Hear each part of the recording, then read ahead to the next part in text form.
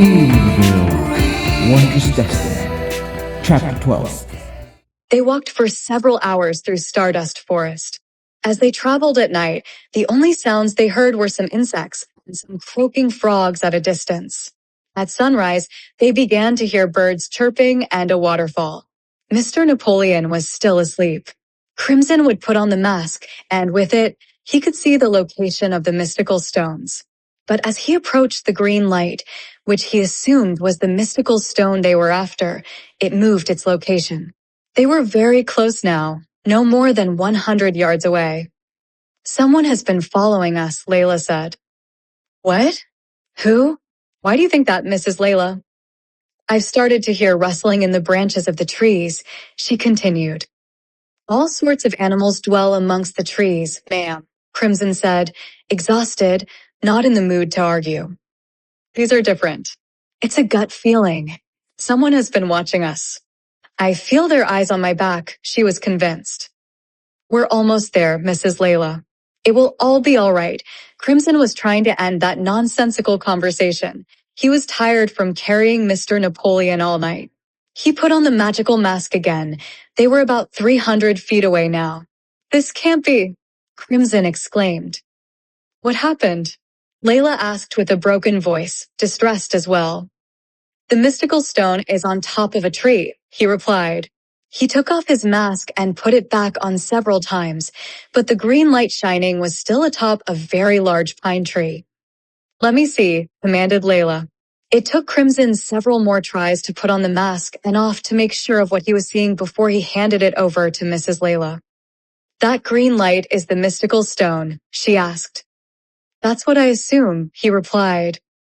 "You're not sure, boy?" She glanced at him with wide eyes. "Well, I've never used one of these before," he said, signaling at the mask with his eyes, "and I've never actually ever seen one of these magic stones," his high-pitched voice breaking up, clearly under frustration. "If you want to save Mr. Napoleon, that's our only hope right now." "I was just asking," she said, lowering her head and giving the mask back to Crimson. "Do your thing. Let's get there, boy." They walked about 60 more feet, and all of a sudden, they knew something was wrong. Everything turned quiet all of a sudden. The chirping of birds, the rustling of trees. Almost as if someone turned the off button of the forest noise. They stopped and glanced at each other, Crimson burrowing his eyebrows, and Mrs. Layla had her eyes wide open and a grin on her face. Before they could make sense of what was happening, they realized that they were being picked up into the air by a net. They both yelled. A few seconds later, they were hanging on a net, attached to some tree branches. "It's a trap," Crimson screamed. Mrs. Layla was still screaming. They heard rustling footsteps approaching them. "What have we here?" asked a voice coming from the ground. "Who is talking?" Crimson demanded an answer. "An otter and a human, an unlikely alliance," a voice said. Crimson, who was in an uncomfortable position, hanging from the air, struggled to locate the voice coming from the ground. He changed positions several times, but did not see anybody. "Where are you?" he demanded. "Show yourself." "I am not hiding," the voice replied, giggling. Is that a talking squirrel?" Crimson cried as he saw a squirrel wearing full body armor standing just below them. Crimson's eyes and mouth wide open in disbelief. Why is a squirrel wearing armor with some kind of royal crest? He had never seen such a thing. "You mean several squirrels?" Another voice announced its appearance as it came out from the trees. Soon, there were at least 7 squirrels, all armed with bamboo armor and metal swords. "You're not from around here, are you, boy?" Mrs. Layla posed the obvious question.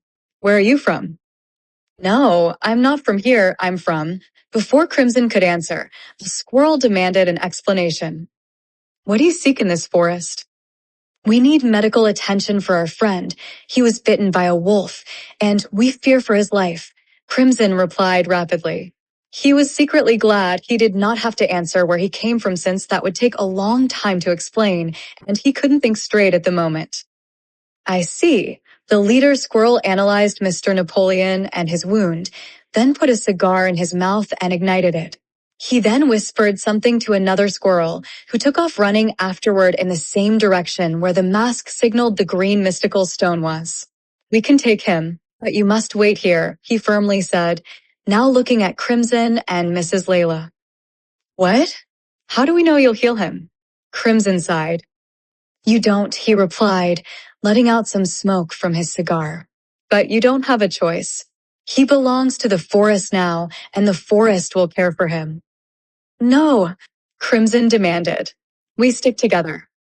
"At least let me go with him." Mrs. Layla interrupted. "He is my husband."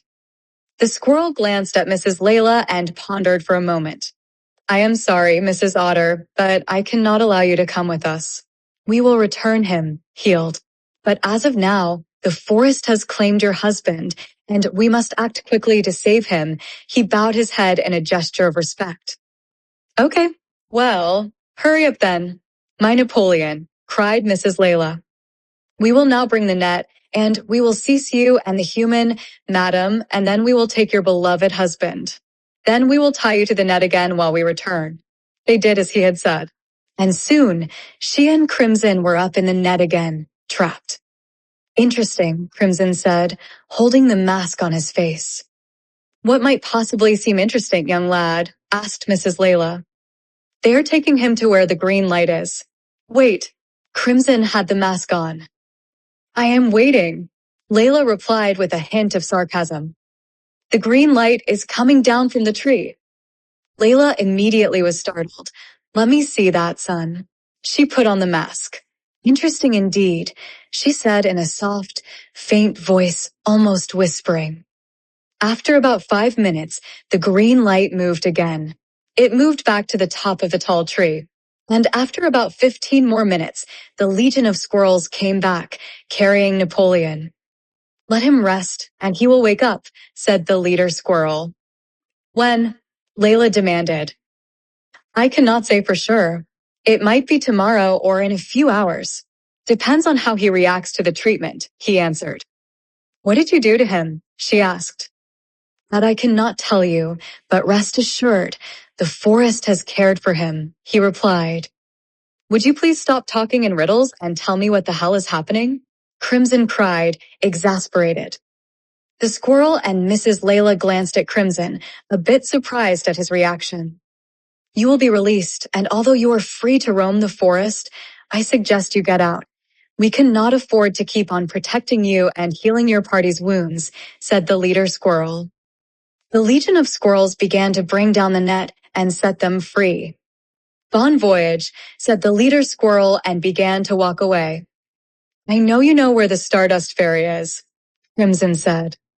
The squirrel halted immediately and slowly turned around towards Crimson. "Was she the one who healed our friend?" Crimson continued. "Does she have the green mystical stone?" The leader squirrel began grinding his teeth, looking at them with intense eyes. A few seconds later, he yelled, "Seize them." The other squirrels stood there, confused. "No," commanded the leader squirrel. "Oh no, not again," cried Mrs. Layla. The legion of squirrels then seized Crimson and Mrs. Layla and tied their hands. While this was happening, Mr. Napoleon began to wake up. "Where am I?" he asked faintly. "Take them to the holes," instructed the squirrel. "Place them in separate ones."